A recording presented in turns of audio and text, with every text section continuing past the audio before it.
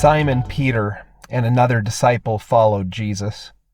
Since that disciple was known to the high priest, he went with Jesus into the courtyard of the high priest, but Peter was standing outside at the gate. So the other disciple, who was known to the high priest, went out, spoke to the woman who guarded the gate, and brought Peter in. The woman said to Peter, "You are not also one of this man's disciples, are you?" He said, "I am not." Now the slaves and the police had made a charcoal fire because it was cold, and they were standing around it and warming themselves.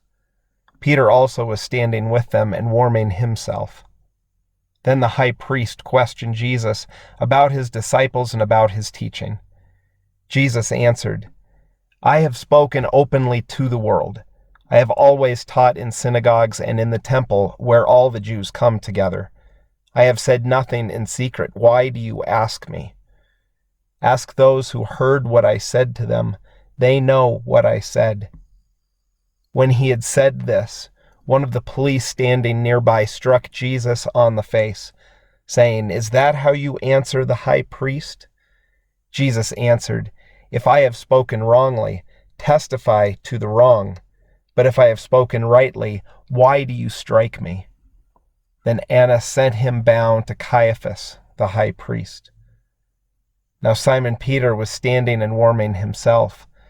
They asked him, "You are not also one of his disciples, are you?" He denied it and said, "I am not." One of the slaves of the high priest, a relative of the man whose ear Peter had cut off, asked, "Did I not see you in the garden with him?" Again Peter denied it, and at that moment the cock crowed. Jesus was formed for this moment.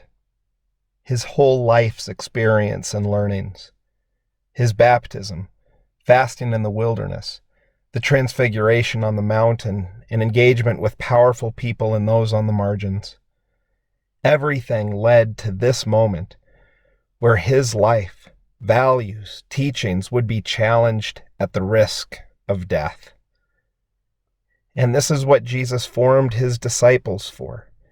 He prepared them to continue to live out the ways of life he modeled and taught them. Ways of life that create life for them and others.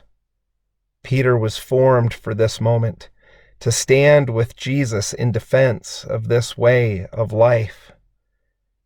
But Jesus knew, in the face of the risk of death, Peter would not be ready, and neither would the other disciples. The values, the formation, the shared experiences, denied and deserted in the name of self-protection. But these are the moments that we are also formed for. When our world falls apart and we are confronted with death, disease, suffering, how will we respond? Will we deny what we so easily proclaim when times are good? Will this way of life stand when it is most needed? Jesus calls us to follow him into places of suffering in our world, even when there is a cost, even when there is a risk, because our world needs it. And through our call to suffer with God and our neighbors, we will see God revealed in new ways. Suffering will be our teacher, our sage, our guide, unless we deny it.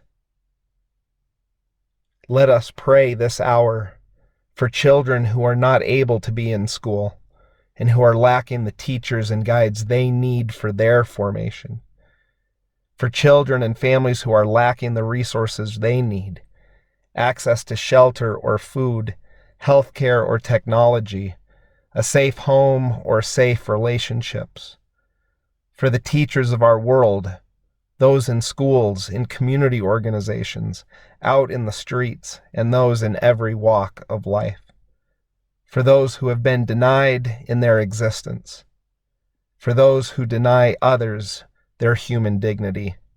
For each of us who strives to follow Jesus, but who are in desperate need of grace. God of love, be with us who suffer, and reveal yourself again to us in our world.